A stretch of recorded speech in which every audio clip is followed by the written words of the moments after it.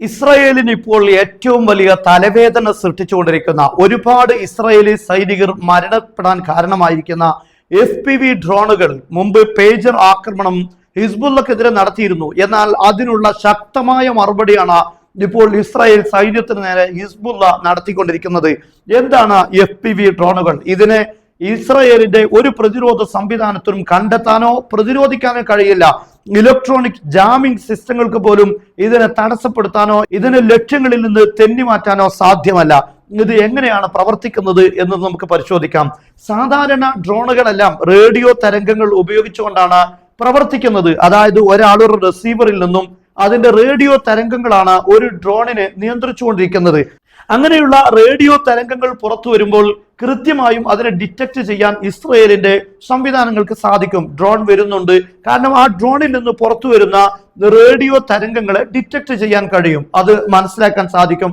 അത് ഓപ്പറേറ്റ് ചെയ്യുന്ന ആള് എവിടെയാണ് ഉള്ളത് എന്നതും കൃത്യമായി മനസ്സിലാക്കാൻ സാധിക്കും. കാരണം ഒരു ഇരുട്ടുള്ള സ്ഥലത്ത് ഒരാൾ മുകളിലേക്ക് ടോർച്ച് അടിക്കുന്ന സമയത്ത് നമുക്ക് എവിടെ നിന്നാണ് ടോർച്ചിന്റെ ആ ലൈറ്റ് വരുന്നത് എന്ന ആ പൊസിഷൻ മനസ്സിലാക്കാൻ സാധിക്കുമല്ലോ. എന്ന പോലെ ഒരാൾ ഓപ്പറേറ്റ് ചെയ്യുമ്പോൾ ആ ഓപ്പറേറ്ററിൽ നിന്നും വരുന്ന ആ ഡിവൈസിൽ നിന്നും വരുന്ന സിഗ്നലുകൾ, അതായത് ഡ്രോണിലേക്ക് നീങ്ങിക്കൊണ്ടിരിക്കുന്ന അതിന്റെ റേഡിയോ തരംഗങ്ങൾ, ആ തരംഗങ്ങളുടെ കേന്ദ്രം എവിടെയാണ് എന്ന് മനസ്സിലാക്കാൻ സാധിക്കും, അവരെ ആക്രമിക്കാനും സാധിക്കും.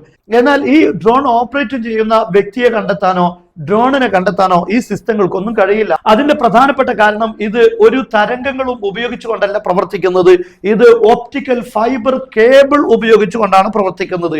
അതായത് ഈ ഡ്രോണിന് ഏകദേശം 10-20 കിലോമീറ്റർ ദൂരം മാത്രമേ ഓപ്പറേറ്റ് ചെയ്യാൻ കഴിയുകയുള്ളൂ. ഏകദേശം ഒരു 10 കിലോമീറ്റർ അല്ലെങ്കിൽ 15 കിലോമീറ്റർ. ആ 15 കിലോമീറ്റർ വരെയും ഈ കേബിളുകൾ ഇതിന്റെ കൂടെ ഉണ്ടാകും. അപ്പോൾ എങ്ങനെയാണ് അത് പ്രവർത്തിക്കുന്നത് എന്ന് നമുക്ക് നോക്കാം. ഇതുപോലുള്ള ഒരു സ്പൂൾ ഈ ഡ്രോണിന്റെ ഉള്ളിലുണ്ടാകും. ഇത് വളരെ നേർത്ത, വളരെ നൈസായിട്ടുള്ള ഒരു ഒപ്റ്റിക്കൽ ഫൈബർ കേബിൾ ഈ ഡിവൈസിലേക്ക്, ഒരുപക്ഷെ കമ്പ്യൂട്ടർ അല്ലെങ്കിൽ ടാബ് ഇങ്ങനെയുള്ള സ്ക്രീനുള്ള ഏതെങ്കിലും ഒരു ഡിവൈസിലേക്കാണ് ഈ കേബിൾ നേരെ കണക്ട് ചെയ്യുന്നത്. അതുകൊണ്ട് തന്നെ ഇവിടെ റേഡിയോ തരംഗങ്ങളല്ല ഈ നിയന്ത്രിക്കുന്ന ഓപ്പറേറ്ററെയും അതുപോലെ തന്നെ ഈ ഡ്രോണിന്റെയും ഇടയിലുള്ളത്. നേരെ മറിച്ച് അത് എവിടെ വരെ ഈ ഡ്രോൺ സഞ്ചരിക്കുന്നോ അത്രയും നീളത്തിൽ അതിന്റെ പിന്നിൽ കേബിളുകൾ ഉണ്ടാകും. ആ കേബിള് ഈ ഡ്രോൺ പറന്നുയർന്നതോടുകൂടെ ഇത് അൺസ്പൂളിംഗ് ചെയ്യാൻ തുടങ്ങും. ഈ അതിലുള്ള ഒപ്റ്റിക്കൽ കേബിൾ ഇങ്ങനെ അഴിഞ്ഞുകൊണ്ടിരിക്കും. ഈ ഡ്രോൺ ഇങ്ങനെ മുന്നോട്ട് പോകുന്നതിനനുസരിച്ച് ഈ ഒപ്റ്റിക്കൽ കേബിൾ അഴിഞ്ഞുകൊണ്ടിരിക്കും. അവിടെയുള്ള പ്രധാനപ്പെട്ട കാര്യം ലാഗുകളൊന്നും സംഭവിക്കുകയില്ല. ഈ ഡ്രോണുകളുടെ മുന്നിൽ ഒരു 4K ക്യാമറ അല്ലെങ്കിൽ അതിലേറെ ക്വാളിറ്റിയുള്ള ക്യാമറ ഉണ്ടാകും. ഈ ക്യാമറ ഈ ഡ്രോണിന്റെ മുൻഭാഗം കൃത്യമായി ഒപ്പിയെടുക്കും.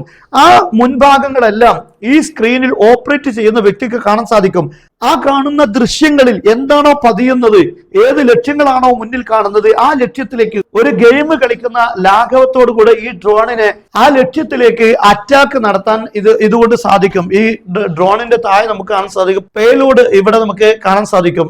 ഇതായിരിക്കും അവിടെ പൊട്ടിത്തെറിക്കുന്നത്. ഈ ഡ്രോൺ ഈ സ്ക്രീനിൽ കാണുന്ന ചിത്രം നോക്കിയാണ് ഈ ഡ്രോണിനെ നിയന്ത്രിച്ചു കൊണ്ടിരിക്കുന്നത്. അതുകൊണ്ട് തന്നെ കൃത്യമായി, ഉദാഹരണത്തിന് പറഞ്ഞാൽ ഇതൊരു മുൻഭാഗത്ത് ഇങ്ങനെ ഒരു ടാങ്ക് ഉണ്ട് എന്നത് ഇവിടെ ഓപ്പറേറ്റ് ചെയ്യുന്ന വ്യക്തിക്ക് ബോധ്യപ്പെടുകയും അതിന്റെ നേരെ പോയി ഈ ഡ്രോൺ ഇടിച്ചു തകരുകയുമാണ് ചെയ്യുന്നത്. എന്നാൽ ഈ ഡ്രോൺ മുതൽ ഈ നിയന്ത്രിക്കുന്ന ഓപ്പറേറ്ററുടെ സിസ്റ്റം വരെ അതിന്റെ ഈ ഒപ്റ്റിക്കൽ ഫൈബർ കേബിൾ ഉണ്ടായിരിക്കും. അതുകൊണ്ട് തന്നെ ഇതിന് ഒരിക്കലും തന്നെ അൺഎഫക്റ്റഡ് ബൈ ജാമിംഗ് സിസ്റ്റങ്ങൾ ഇതിനെ എഫക്ട് ചെയ്യുകയില്ല. GPS ആണ് ഇതിനെ കൺട്രോൾ ചെയ്യുന്നതെങ്കിൽ GPS-നെ ജാം ചെയ്താൽ പിന്നെ അവിടെ ഈ ഡ്രോണുകൾക്ക് ലക്ഷ്യത്തിലെത്താൻ കഴിയില്ല, ലക്ഷ്യം കാണാൻ കഴിയില്ല. അതുകൊണ്ട് തന്നെ ഇവിടെ ജാമിംഗ് സിസ്റ്റങ്ങളൊന്നും തന്നെ എഫക്ട് ചെയ്യുകയില്ല. രണ്ടാമത്തെ കാര്യം നോ റേഡിയോ വേവ്സ് എന്നാണ്. ഇവിടെ റേഡിയോ വേവ്സുകൾ ഒന്നും ഇല്ലാത്തത് കൊണ്ട്, തരംഗങ്ങളൊന്നും ഇതിൽ നിന്ന് നേരെ ഡ്രോണിലേക്കോ അല്ലെങ്കിൽ ഡ്രോണിൽ നിന്ന് തിരിച്ചോ ഇല്ലാത്തത് കൊണ്ട് തന്നെ ഇതിനെ മനസ്സിലാക്കാൻ, റേഡിയോ തരംഗങ്ങളെ കണ്ടെത്തി അതിനെ മനസ്സിലാക്കാൻ ഡ്രോണിനെ കണ്ടെത്താനോ അല്ലെങ്കിൽ ഡ്രോൺ ഓപ്പറേറ്റ് ചെയ്യുന്ന വ്യക്തിയെ കണ്ടെത്താനോ സാധ്യമല്ല. ഈ രീതിയിലാണ് ഇത് ഇവിടെ പ്രവർത്തിക്കുന്നത്. ഇവിടെ നിങ്ങൾക്ക് കാണാൻ സാധിക്കും ഈ ഡ്രോണിന്റെ അകത്തുള്ള ഒരു സ്പൂളിൽ നിന്നും നേരിട്ട് ഈ കേബിളുകൾ ഇവിടേക്ക് ഈ ഓപ്പറേറ്റ് ചെയ്യുന്ന വ്യക്തിയുടെ അടുക്കലേക്ക് ഒരു കേബിൾ കാണാൻ സാധിക്കും. ഈ കേബിൾ മുഖേനയാണ് അതിന്റെ ക്യാമറയും അതുപോലെ അതിന്റെ എല്ലാ കൺട്രോളിംഗ് സിസ്റ്റങ്ങളും ഈ വ്യക്തി നിയന്ത്രിക്കുന്ന ഓരോ കാര്യങ്ങളും ഈ കേബിൾ വഴിയാണ് ഇതിലേക്ക് ട്രാൻസ്മിറ്റ് ചെയ്യുന്നത്. അതുകൊണ്ട് തന്നെ ഇത്തരത്തിലുള്ള റേഡിയോ തരംഗങ്ങളോ ഒന്നും നമുക്ക് കാണാൻ സാധിക്കുകയില്ല. ഉദാഹരണത്തിന് നിങ്ങൾക്ക് ഇവിടെ കാണാൻ സാധിക്കും, ഈ ഡ്രോണിൽ ഇവിടെ ഒപ്റ്റിക് കേബിളുകൾ ചുറ്റിക്കിടക്കുന്ന സ്പൂൾ ഇവിടെ കാണാൻ സാധിക്കും. ഈ കാണുന്ന കേബിൾ, ഒപ്റ്റിക് കേബിൾ നേരെ ഈ ഡിവൈസിന്റെ തൊട്ടടുത്തുള്ള ഈ ഭാഗത്ത്, അതായത് ഈ ഡിവൈസിലേക്കാണ് അത് കണക്ട് ചെയ്തിരിക്കുന്നത്. ആ ഒരു കേബിൾ നമുക്ക് കാണാൻ സാധിക്കും. ഇത് വളരെ നേർത്ത കേബിൾ ആയിരിക്കും. നമ്മൾ സാധാരണ ഫിഷ് ഹണ്ടിങ്ങിനൊക്കെ ഉപയോഗിക്കുന്ന ചൂണ്ടകളുണ്ട്, അതിൽ ഉപയോഗിക്കുന്ന നൈസ് ആയിട്ടുള്ള നൂലുകളുണ്ട്. അതുപോലെ ചെറിയ പെട്ടെന്ന് കാണാൻ സാധിക്കാത്ത നൈസായ ഒരു കേബിളുകളാണ് ഇതിന് ഉപയോഗിക്കുന്നത്. അത് ഈ ചിത്രത്തിൽ നമുക്ക് വ്യക്തമായി മനസ്സിലാക്കാൻ സാധിക്കും. ഇവിടെ നമുക്ക് കാണാൻ സാധിക്കും ഈ കേബിൾ ഇവിടെ അൺസ്പൂളിംഗ് ചെയ്തുകൊണ്ടിരിക്കുന്നത്. ഓപ്പറേറ്റ് ചെയ്യുന്നതിനനുസരിച്ച് ഓപ്പറേറ്ററിൽ നിന്ന് നേരെ ഈ ഡ്രോണിലേക്ക് അത് കണക്ട് ചെയ്യുകയാണ്. അതുകൊണ്ട് തന്നെ അതിനെ പെട്ടെന്ന് ഡിറ്റക്ട് ചെയ്യാനോ കണ്ടെത്താനോ മനസ്സിലാക്കാനോ സാധിക്കുകയില്ല. എന്നാൽ റഡാറുകൾക്ക് കണ്ടെത്തുന്നിടത്ത് വലിയ പരിമിതികളുണ്ട്. ഒന്ന്, അതിൽ ചെറിയതാണ് ഡ്രോണ്. രണ്ടാമത്തെ കാര്യം, വളരെ താഴ്ന്നാണ് പറന്നുകൊണ്ടിരിക്കുന്നത്. അതുകൊണ്ട് തന്നെ റഡാറുകൾക്ക് ഡിറ്റക്ട് ചെയ്യാൻ കഴിയില്ല.